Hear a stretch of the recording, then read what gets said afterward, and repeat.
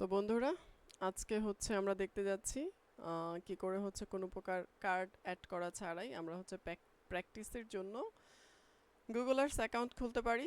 তো এর জন্য আমাদের যেটা করতে হবে, আহ, অনেকে এখানে সার্চ দেয়, বাট আমি এখানে সার্চ দেই না।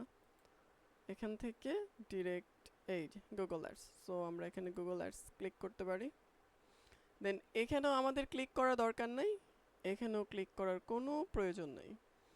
সো আমাদের যেটা করতে হবে সেটা হচ্ছে সলিউশনে হোভার করতে হবে।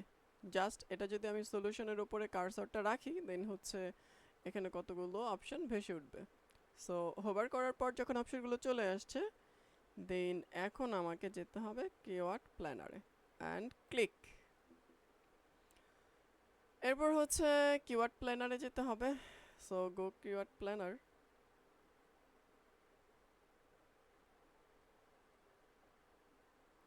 অ্যান্ড এগুলো হচ্ছে আপনি ইয়েস দিলেও পারেন, না দিলেও পারেন, কোনো দরকার নাই। আপনি যদি মনে করেন এগুলো দিলে ভালো বা প্রয়োজন আছে তো দিতে পারেন, but I is like it, so no.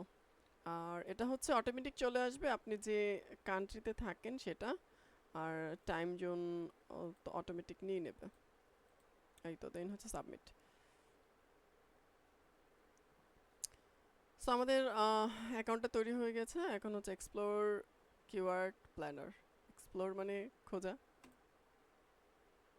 So হচ্ছে আমাদের একটি সুন্দর অ্যাকাউন্ট ক্রিয়েট হয়ে গেছে। সো এর মধ্যে আমরা সকল ধরনের কাজগুলো করতে পারবো। এখানে সব অপশনগুলো চলে আসছে, আর এটাই হচ্ছে 2024 এবং জুলাইয়ের মাঝামাঝি থেকে এই সিস্টেমটা চালু হয়েছে। আসলে আপনারা কি করে কার্ড অ্যাড করা ছাড়াই গুগল আর্টস অ্যাকাউন্ট খুলতে পারেন। আর কেউ যদি কোনো সমস্যায় পড়েন খুলতে, সো মেক এ কমেন্ট, ইনশাআল্লাহ I will give the solution. So সবাই ভালো থাকবেন।